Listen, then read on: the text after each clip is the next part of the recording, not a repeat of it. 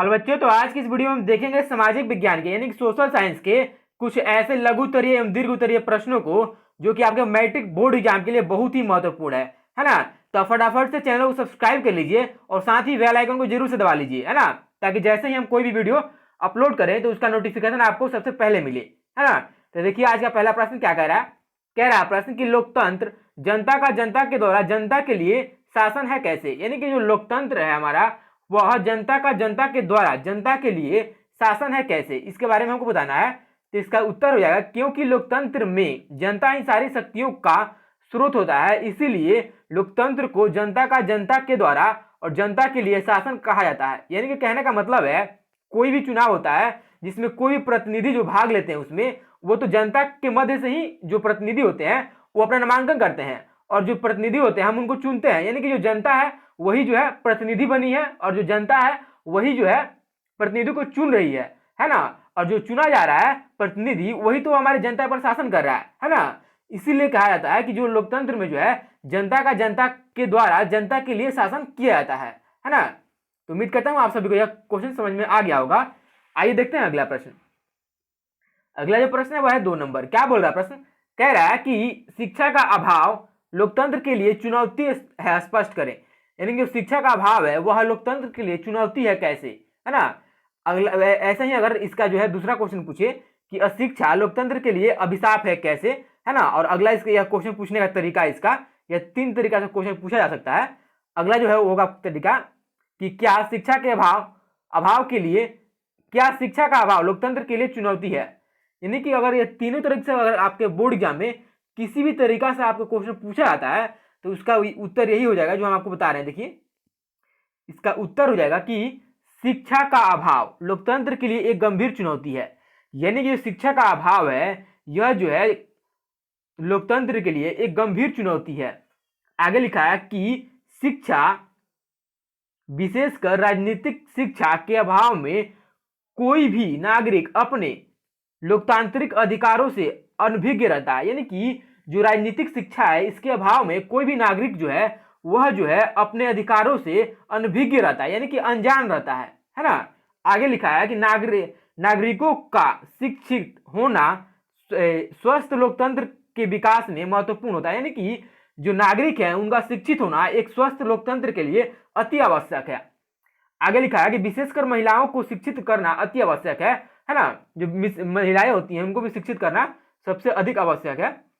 आगे लिखा है कि राष्ट्रीय शिक्षा नीति के तहत महिलाओं में निरक्षरता दूर करना यानी कि अनपढ़ को दूर करना, है ना, साथ ही शिक्षा में आने वाली बाधाओं के निवारण करने तथा उनके प्रारंभिक शिक्षा में बनाए रखने के लिए सर्वाधिक प्राथमिकता सरकार की ओर से दी जा रही है। यानी कि जो महिलाएं हैं इनकी जो प्रारंभिक शिक्षा होती है उनको बनाए रखने के लिए जो सरकार की ओर से बहुत ही सहयोग किया जा रहा है और उसका जो है प्रयास किया जा रहा है ना।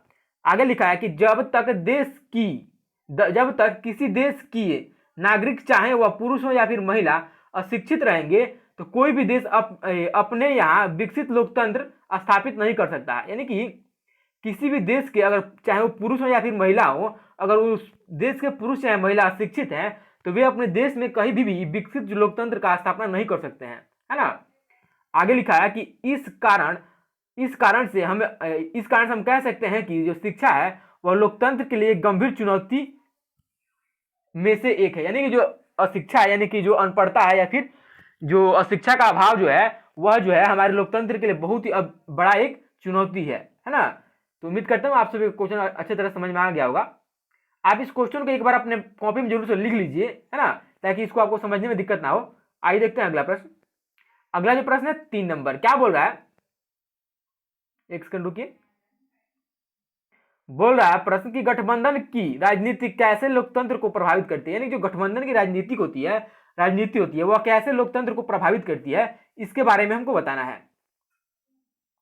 तो इसका उत्तर हो जाएगा, देखिए इसका उत्तर हो जाएगा कि लोकतंत्र में गठबंधन की राजनीति भी महत्वपूर्ण भूमिका अदा करती है। यानी जो लोकतंत्र है इसमें जो है गठबंधन की राजनीति जो होती है ये भी जो है बहुत ही बड़ी अपनी भूमिका अदा करती है।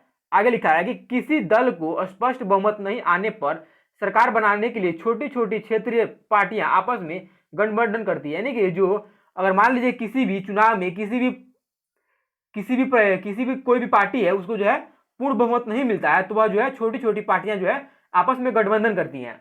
आगे लिखा है कि गठबंधन में शामिल राजनीतिक दल अपने आकांक्षाओं एवं लाभों की संभावनाओं के मद्देनजर ही गठबंधन करने के लिए प्रेरित होते हैं। यानी कि जितने भी छोटी छोटी पार्टियां होती है जो गठबंधन करती हैं, वे सभी अपने लाभ को देखते हैं, है ना, और अपनी आकांक्षाओं और लाभों को देखते हुए गठबंधन में शामिल होते हैं।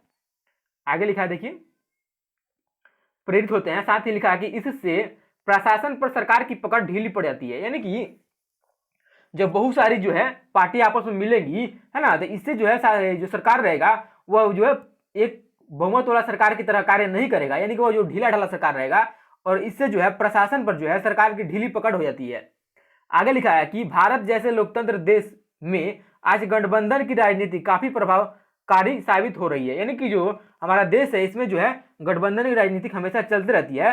अभी आप हाल में ही देखे होंगे कि जो बिहार में है गठबंधन का सरकार चल रहा है ना, ऐसे ही है जो भारत में बहुत जगह जो है गठबंधन का सरकार चल रहा है। आइए देखते हैं अगला प्रश्न। अगला प्रश्न है 4 नंबर। क्या बोल रहा है कि वंशवाद, एक सेकंड रुकिए, बोल रहा है कि वंशवाद से आप क्या समझते हैं, जो वंशवाद है उससे आप क्या समझते हैं। ये भी क्वेश्चन आपके मैट्रिक बोर्ड एग्जाम के लिए बहुत ही महत्वपूर्ण है, तो आप इसको जरूर से याद कर लीजिएगा। इसका उत्तर हो जाएगा कि भारत के सभी राजनीतिक दलों में नेतृत्व का संकट है। यानी कि भारत में जितने भी लगभग राजनीतिक दल हैं इनमें इसमें जो है नेतृत्व का संकट है। यानी कि उसको कौन लीडिंग करेगा उसका जो है संकट है। आगे लिखा है कि अधिकांश राजनीतिक दलों में कोई ऐसा नेता नहीं है जो सर्वमान्य हो। यानी कि अधिकांश ऐसे राजनीतिक दल हैं, यानी कि ऐसे राजनीतिक पार्टियां हैं जिसमें जो है कोई ऐसा नेता नहीं है जिसे कि सब कोई जो है पसंद करते हो।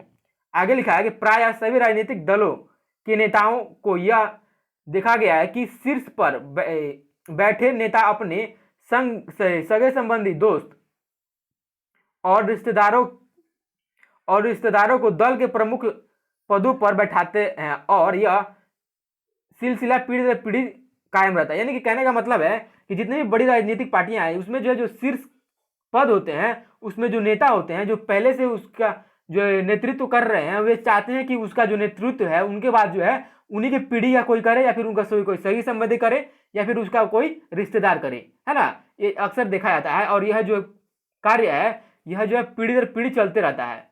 आगे लिखा है कि सामान्य कार्यकर्ता को दलों में ऊपर के पदों पर बैठने की गुंजाइश काफी कम रहती है। यानी कि जितने भी लगभग राजनीतिक पार्टियां हैं उसमें जो सामान्य कार्यकर्ता होते हैं उनकी जो है ऊपर के जो पद होते हैं, यानी कि जो बड़े पद होते हैं, उनमें बैठने की गुंजाइश बहुत ही काफी कम रहती है।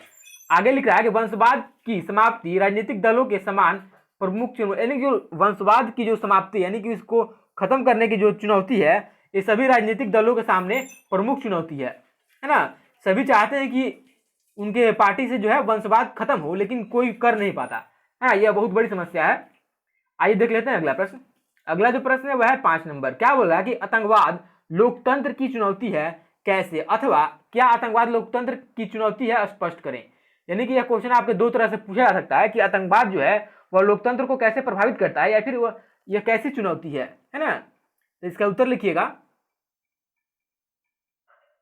इसका उत्तर लिखिएगा कि आतंकवाद की समस्या भी लोकतंत्र के लिए एक बहुत बड़ी चुनौती है, क्योंकि इससे देश की एकता एवं अखंडता खतरे पर पड़ जाती है। यानी कि जो आतंकवाद है इससे जो है देश की अखंडता तथा एकता जो है यह खतरे पर पड़ जाती है। आगे लिखा है कि आतंकवाद की समस्या आज विश्व के हर एक देश में कुछ ना कुछ दिखाई पड़ रहा है। यानी कि जो आतंकवाद है इससे जो है विश्व के सभी देश लगभग प्रभावित हैं। आगे लिखा है कि आतंकवाद के कारण देश का विकास अवरुद्ध हो जाता है। यानी कि जो आतंकवाद होता है जिससे जो है देश का जो विकास का कार्य होता है वह अवरुद्ध होता है। आगे लिखा है कि अतः आज जरूरत है कि इस समय समस्या से निपटारा के लिए संकीर्ण दलीय राजनीतिक से ऊपर उठकर इसे हल करने में आतंकवाद की समस्या आज लोकतांत्रिक देशों की गंभीर चुनौती है। यानी कहने का मतलब है कि जो आतंकवाद का समस्या है यह सभी विश्व को प्रभावित कर रहा है। इसे जो है अपने दल की संकीर्ण दलीय राजनीति को छोड़कर, यानी कि कहने का मतलब है कि कोई ये पार्टी ना कहे कि मैं जो आतंकवाद है वो हम अकेले कैसे समाप्त करें, है ना। तो इसमें जरूरत है कि जितने भी पार्टियां हैं वो सभी आगे आए और जो है देश से, यानी कि देश से ही नहीं बल्कि पूरे विश्व से जो है आतंकवाद को समाप्त होना चाहिए, क्योंकि जब तक आतंकवाद रहेगा तब तक जो है बहुत सारे देश जो है विकसित नहीं हो सकते हैं, है ना। तो यह जो आतंकवाद है यह सभी देशों के लिए और साथ ही साथ जितने भी लोकतांत्रिक देश हैं उनके लिए बहुत ही बड़ी चुनौती है ना। तो यहाँ पे हम आपको 5 क्वेश्चन करा दिए जो कि बहुत ही इंपॉर्टेंट क्वेश्चन थे, है ना। ये पांचों जो प्रश्न थे आपके मैट्रिक बोर्ड एग्जाम के लिए बहुत ही इंपॉर्टेंट थे, तो आप इन पांचों प्रश्नों को जरूर से याद कर लीजिएगा, है ना। आप इन पांचों प्रश्नों को एक बार जरूर से लिख लीजिएगा, अगर लिख लीजिएगा आप तो आपको जो है याद करने में बहुत ही सहूलियत होगा, है ना। और अगर आप चाहते हैं कि इसका पीडीएफ आपको प्रोवाइड करा दें तो आप मुझे डिस्क्रिप्शन में उसका लिंक मिल जाएगा, पीडीएफ डाउनलोड करने का लिंक, है ना। तो आप वहां से जो है पीडीएफ डाउनलोड कर सकते हैं, है ना। तो इस वीडियो को समाप्त करते हैं। अगर आप चैनल पर पहली बार आए हो चैनल को सब्सक्राइब जरूर से कर लीजिए, है ना। और इस वीडियो को अपने दोस्तों में ज़्यादा से ज़्यादा शेयर कीजिए ताकि उनको भी पता चल सके कि यहाँ पे जो है अच्छी तरह से पढ़ाया जा रहा है आपका जो सिलेबस है। इस वीडियो को समाप्त करते हैं, तब तक के लिए जय हिंद, वंदे मातरम।